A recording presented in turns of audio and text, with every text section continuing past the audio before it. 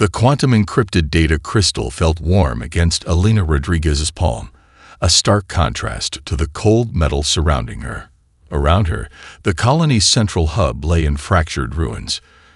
Twisted alloy and shattered holoscreens, painting a landscape of destruction that would break most people. But Elena was not most people. Her fingers traced the intricate molecular patterns etched into the crystal's surface, a memorial and a weapon all at once. The Zortak believed they understood human settlements. Predictable, linear, vulnerable. They were catastrophically wrong. 16 meters below her current position, a network of quantum-entangled communication nodes hummed with a barely perceptible frequency. Each node contained fragments of data, memories, and contingency protocols that the Zortak attack had inadvertently activated. What looked like random destruction was, in fact, a precisely choreographed trigger mechanism.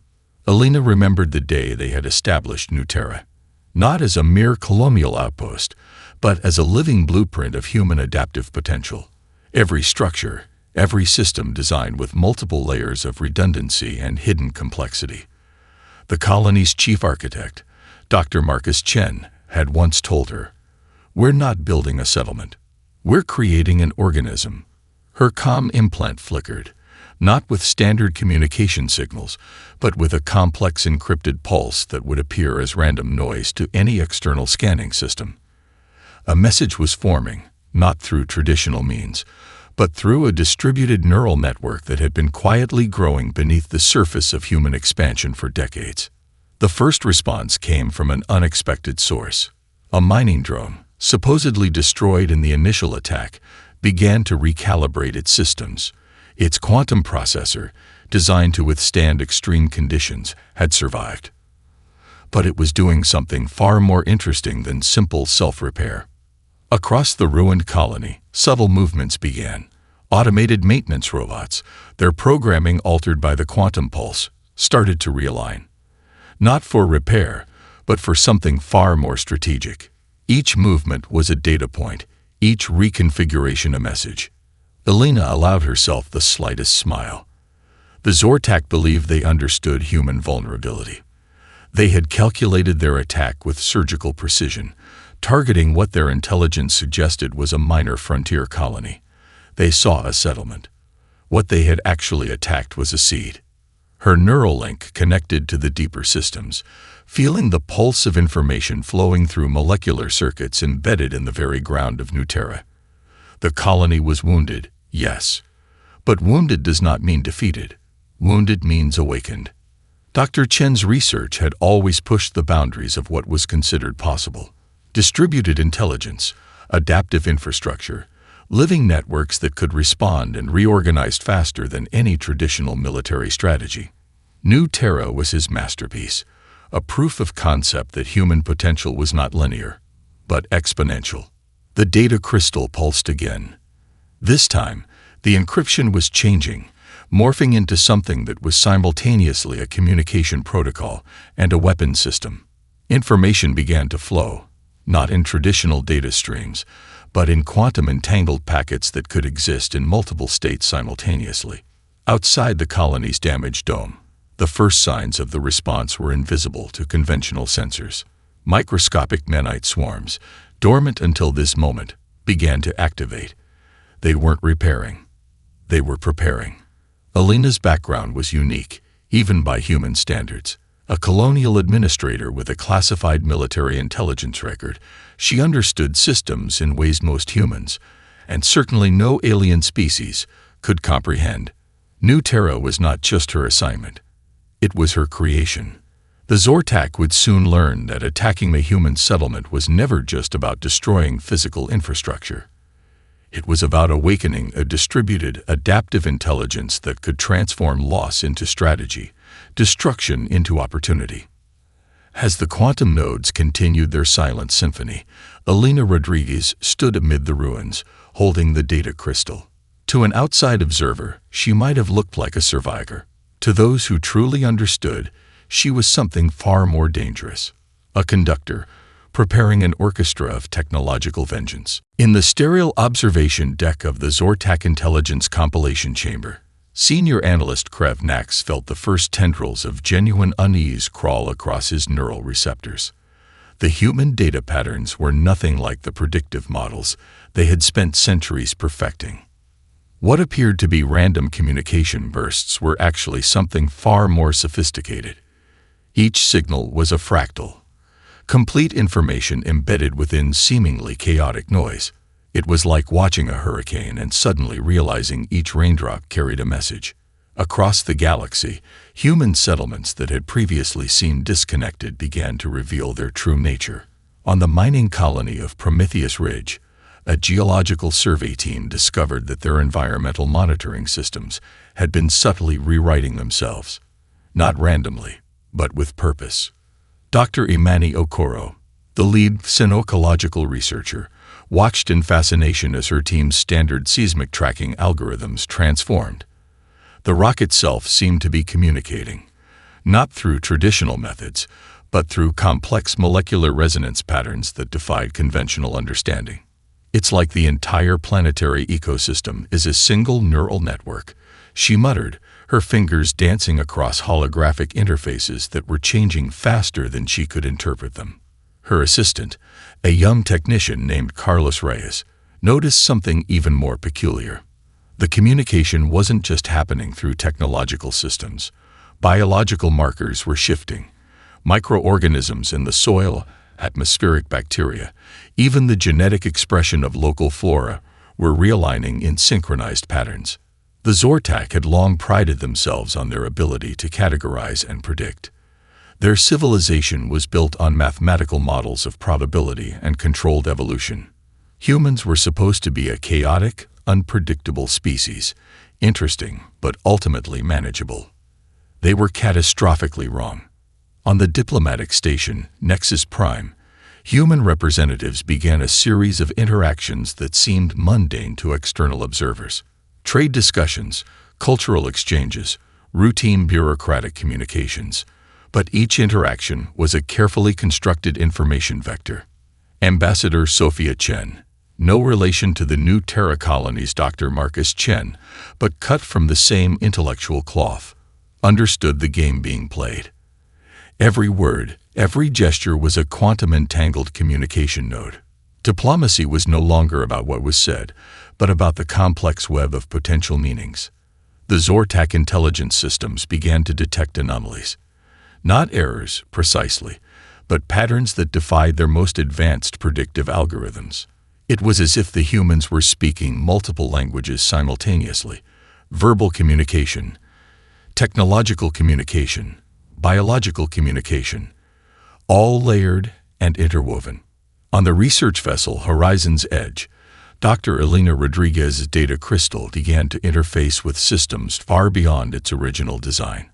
The quantum encryption was evolving, creating communication pathways that existed in multiple states of probability simultaneously.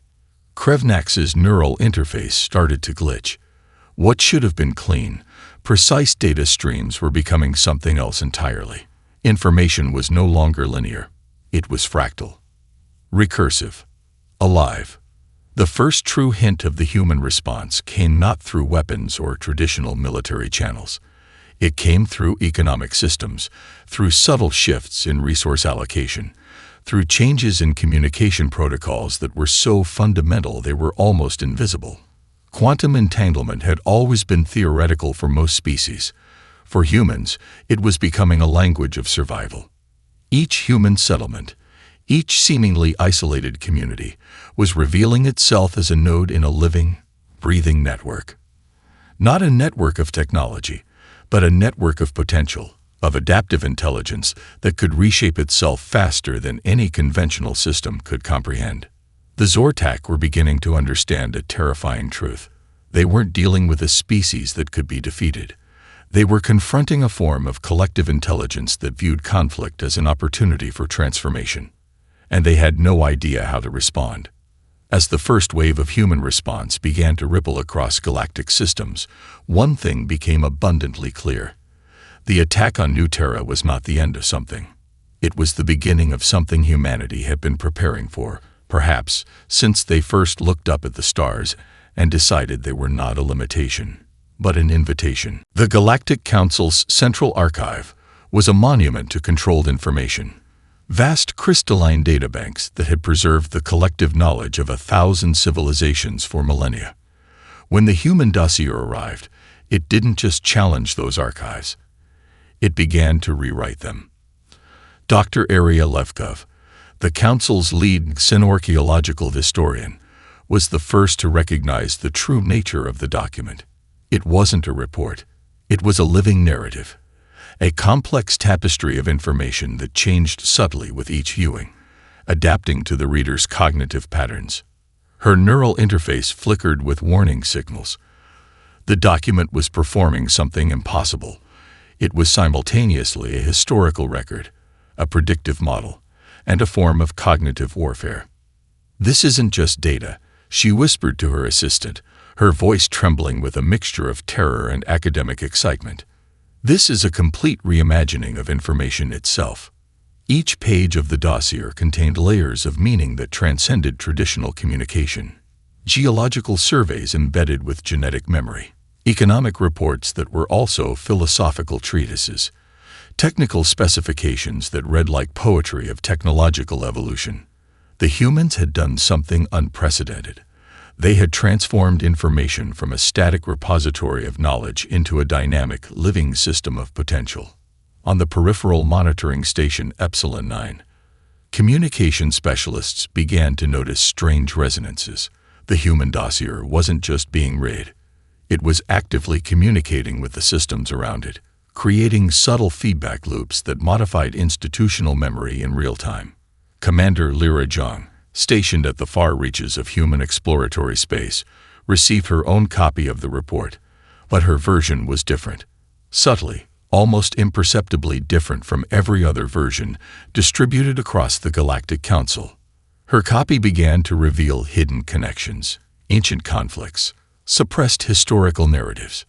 The document was a key, unlocking institutional memories that powerful entities had spent centuries trying to conceal. The Zortak leadership realized too late that they had made a catastrophic error. This wasn't just a response to their attack. This was a systematic deconstruction of galactic power structures.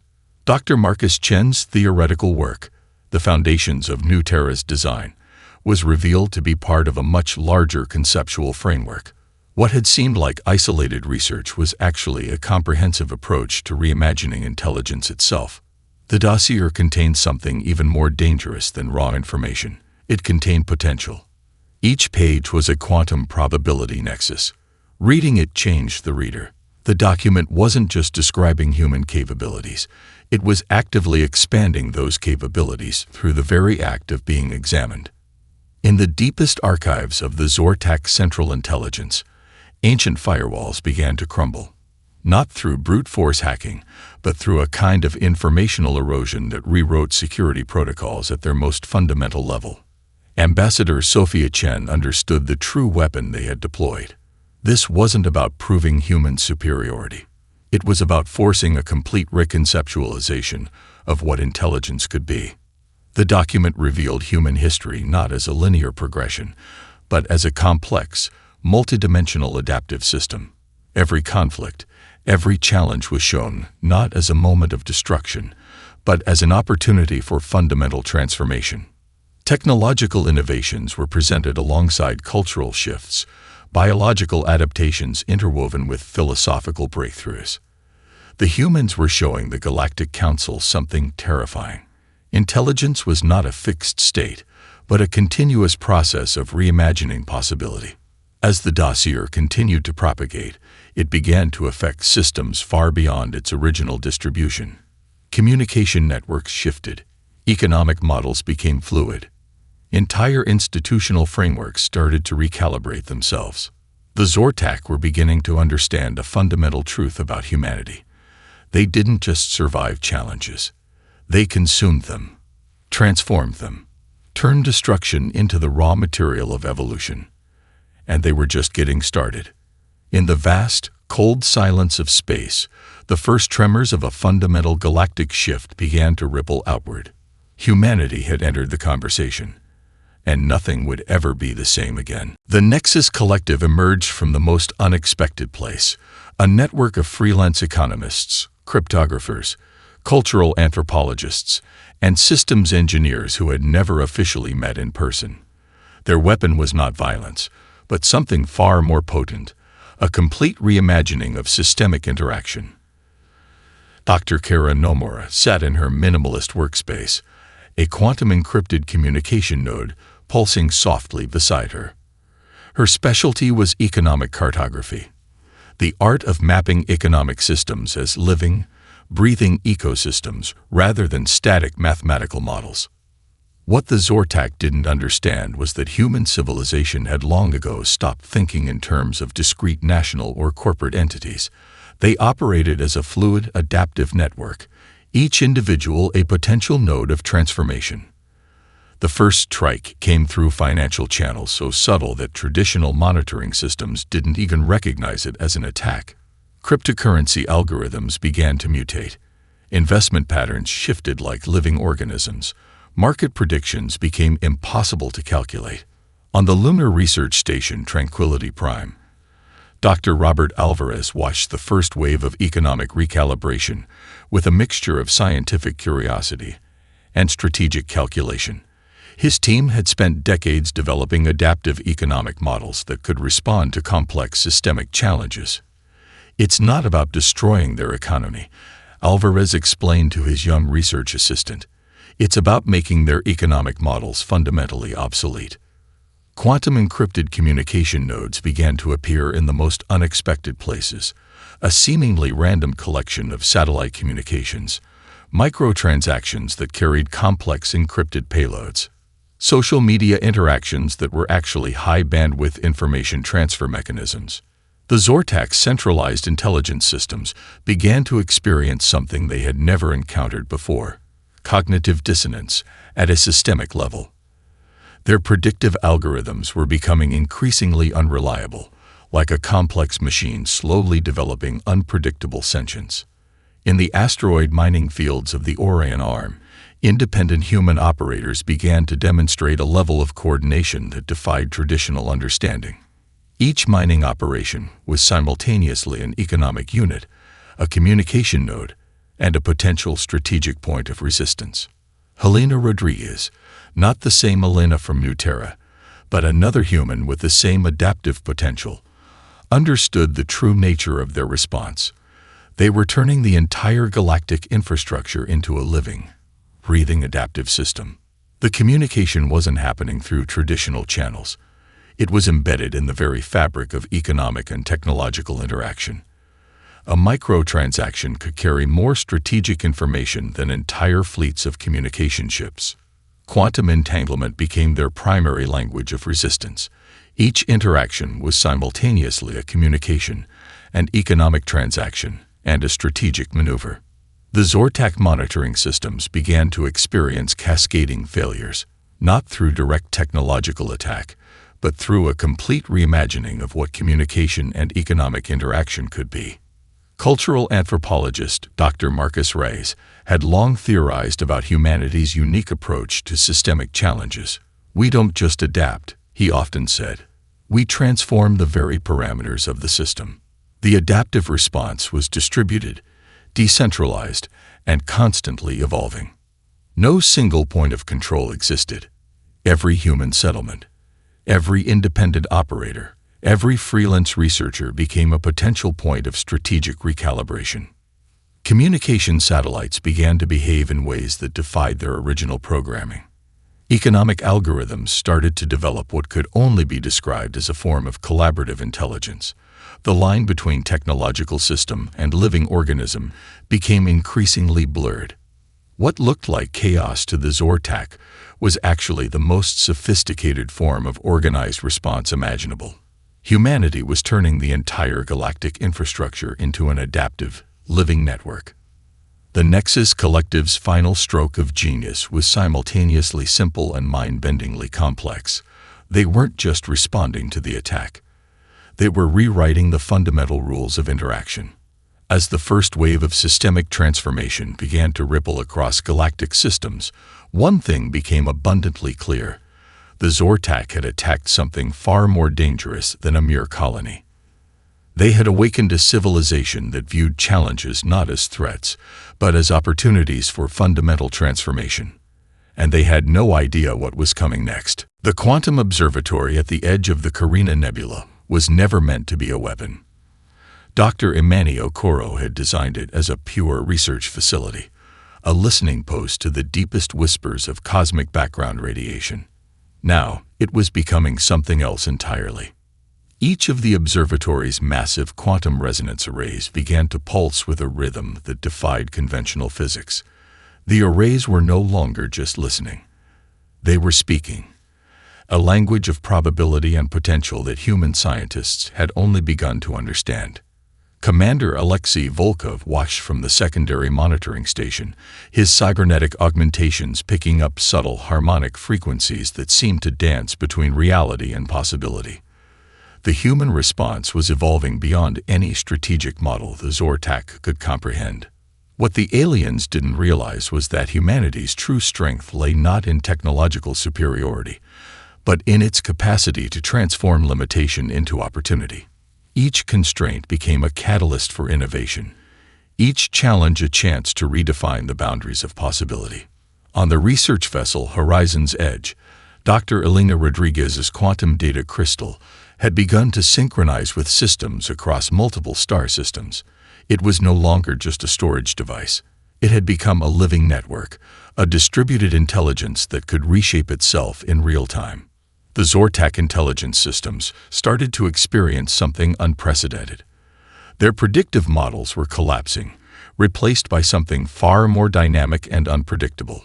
It wasn't that humans were breaking the rules of engagement. They were fundamentally rewriting the concept of rules themselves. Dr. Sophia Chen, leading a team of sinolinguistic researchers, discovered something extraordinary. The communication happening between human systems was evolving into a form of language that was simultaneously mathematical, biological, and philosophical. "We're not just communicating," she noted in her encrypted log. "We're creating a new form of collective consciousness."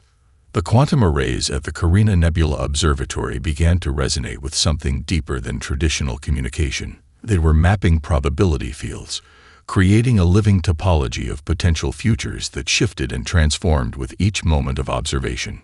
Across human-controlled space, seemingly unrelated systems began to synchronize. Mining operations, communication networks, scientific research facilities, all started to move with a coordinated fluidity that defied traditional understanding of organizational behavior. Captain Ramirez, stationed on the deep space exploration vessel Pathfinder, noticed the first signs of this transformation during a routine stellar mapping mission. The ship's navigation systems were no longer just calculating routes. They were anticipating potential paths, creating a living map of possibilities. The Zortak had miscalculated fundamentally. They thought they were dealing with a linear, predictable species. Instead, they had awakened a form of collective intelligence that viewed challenges as raw material for transformation. Dr. Marcus Chen's original research on adaptive systems was proving to be more than just theoretical. Human settlements were becoming living networks, each individual a potential node of innovation, each community a complex adaptive system that could rapidly reconfigure itself. The quantum resonance arrays continued their mysterious symphony. They were doing more than collecting data. They were creating a new form of perception, a way of understanding the universe that transcended traditional boundaries of observation and interaction. Commander Volkov's augmentations picked up something extraordinary. The communication was becoming fractal, each transmission containing multiple layers of meaning, each message a universe of potential interpretations. On the research stations scattered across human-controlled space, scientists began to realize they were witnessing something unprecedented. This wasn't just a response to an attack. This was the emergence of a fundamentally new way of understanding existence. The Zortak monitoring systems began to experience cascading failures, not through direct technological intervention, but through a complete reimagining of what communication and perception could be. As the quantum arrays continued their cosmic dance, one thing became abundantly clear. Humanity was no longer just a species trying to survive in the universe. They were becoming something else entirely. A living network of potential. A collective intelligence that could transform the very fabric of reality. And they were just beginning to understand their own potential. The confrontation began in silence. Deep within the Zortak war chamber, Fleet Admiral Krivax watched in mounting horror as something impossible unfolded. Their most advanced battle networks weren't being attacked. They were being absorbed. Captain Alina Rodriguez stood on the bridge of the horizon's edge, her hands never touching a single control interface. Around her, the ship's systems moved with a liquid grace that defied traditional understanding of technological interaction. Each system was communicating, adapting, evolving faster than thought could track. The first wave of Zortak dreadnoughts entered what they believed would be a standard combat zone. Their quantum shields were the most advanced in known space. Their weapon systems could obliterate entire planetary networks in microseconds. They never saw the first attack coming. It wasn't a weapon in any traditional sense. It was a form of systemic communication so complex it rewrote the fundamental operating parameters of their ship's computational cores. Dr. Arya Levkov, watching from a research station light years away, understood what was happening. This wasn't warfare. This was a form of cognitive integration so advanced it made traditional combat look like children arguing over toys. The Zortak ships began to experience something unprecedented. Their navigation systems started receiving information that shouldn't exist. Probability streams that mapped potential futures. Communication channels that existed in quantum superposition. Simultaneously everything and nothing. Commander Alexei Volkov's neural interface picked up the subtle frequencies. They're not fighting, he murmured to his team. They're negotiating at a fundamental level of existence. Each Zortak ship became a node in a rapidly expanding network. Not conquered, but transformed. Their technological systems were being rewritten, not through force, but through a form of information osmosis that defied every known law of technological interaction. The quantum data crystal that Alina Rodriguez had brought from New Terra pulsed with an internal light. It was more than a device. It was a living blueprint of potential, a key that could unlock entire civilizational paradigms. On the bridge of the lead Zortak dreadnought, Admiral Krivax watched in terror as his most advanced systems began to reconfigure themselves. Weapon arrays transformed into communication nodes. Defense systems became adaptive learning networks. This was not destruction. This was conversion. Dr. Sophia Chen's xenolinguistic research team had prepared for this moment. They understood that communication was never just about exchanging information. It was about creating shared understanding at the most fundamental level. The human response moved like a living organism. No central command. No singular point of attack. Each human settlement, each ship, each individual became a potential point of systemic transformation. Weapon systems on both sides became irrelevant. The conflict was happening at a level far beyond traditional physical interaction. It was a dance of potential, a negotiation of existential parameters. The Zortak began to understand something terrifying. Humanity wasn't just another species to be conquered or controlled. They were a fundamental force of universal reconfiguration. Each moment of interaction rewrote the rules of engagement. Communication became indistinguishable from warfare. Perception became a weapon more powerful than any physical technology. Admiral Krivax's final transmission was not a call for reinforcements. It was a complex, quantum-encrypted message that was simultaneously a surrender, a warning, and an invitation to something entirely new. The human response wasn't about winning. It was about transformation. As the last Zortak ships began to integrate into the expanding network, one thing became abundantly clear. This was no longer a conflict between two species. This was the birth of something entirely new. A collective intelligence that could reshape the very fabric of galactic existence. And they were just beginning to understand their own potential. The Galactic Concordance chamber fell silent as Dr. Arya Levkov stepped forward. She was not a military leader, not a politician. She was a historian, and today she would rewrite the very concept of diplomatic resolution. Her presentation was nothing like a traditional diplomatic briefing. It was a living narrative, a multidimensional exposition that shifted and breathed with each moment of observation. The holographic displays around her were not static images, but dynamic ecosystems of information that responded to the collective consciousness of those present. "What occurred," she began, her voice carrying the weight of multiple potential histories, "was not a conflict. It was a conversation of unprecedented complexity." The representatives from 100 different species watched, their perception fundamentally altered by what had transpired. The Zortak delegation sat transformed, no longer a unified political entity, but a collection of individual consciousness nodes that were still processing their collective experience. Ambassador Sophia Chen stood slightly behind Levkov, her presence a silent counterpoint to the unfolding narrative. She understood that this moment was about more than resolution. It was about redefining the very concept of galactic interaction. Dr. Marcus Chen's posthumous research became the foundation of the discussion.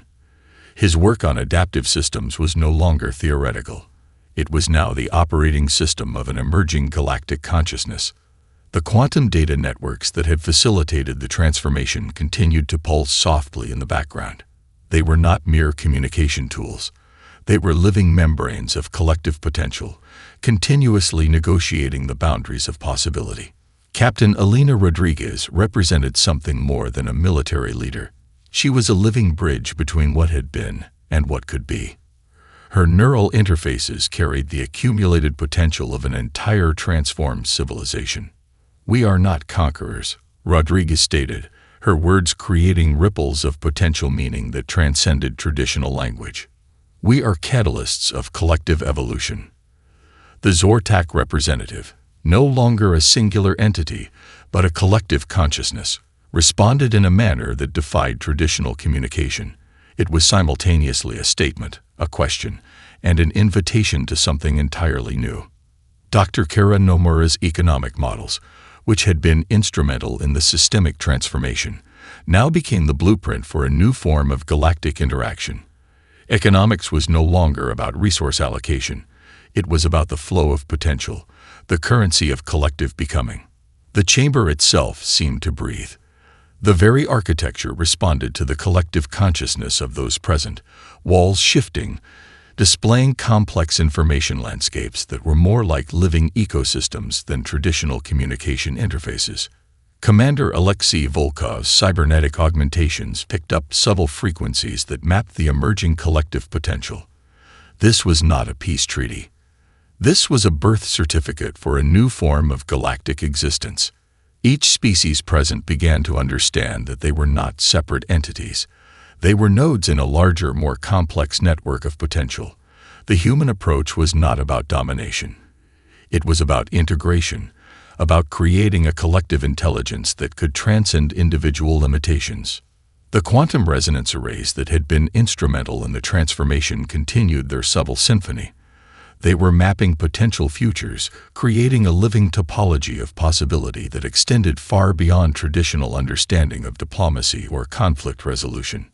Dr. Imani Okoro's research on cosmic background radiation took on new meaning. The transformation was not just galactic. It was cosmic, a fundamental reconfiguration of how intelligence could interact with the universe itself. As the presentations continued, it became clear that this was more than a resolution.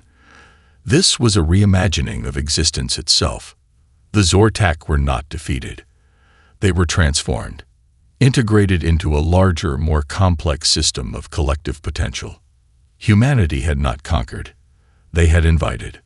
And in that invitation, they had opened the door to something entirely new. A galactic consciousness was being born. And nobody, not a single species present, could look away. 3 generations after the transformation, the universe looked fundamentally different. Dr. Aria Chen, namesake of those who came before, but entirely her own person, studied the quantum membranes that now connected civilizations across unimaginable distances.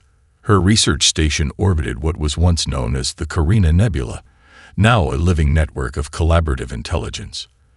The children in the station's learning commons moved between physical and quantum spaces with the same ease previous generations had walked between rooms. Their education was not about memorizing information, but about understanding potential, about seeing the intricate connections that wove through reality itself. A holographic memory flickered, a recording of Elena Rodriguez from decades past. Not a historical artifact, but a living document that continued to evolve, to teach, to communicate.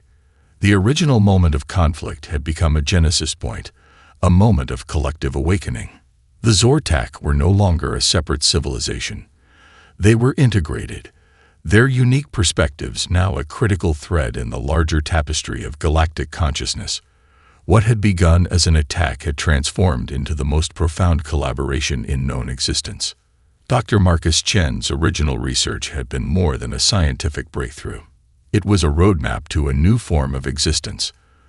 The quantum data crystal that had started everything now resided in a museum of collective memory, not as a relic, but as a living archive that continued to pulse with potential. Interstellar travel had become something miraculous and mundane.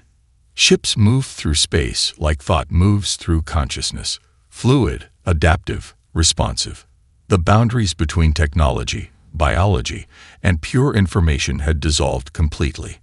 Commander Alexei Volkov's great-granddaughter led an expedition to the edges of known space.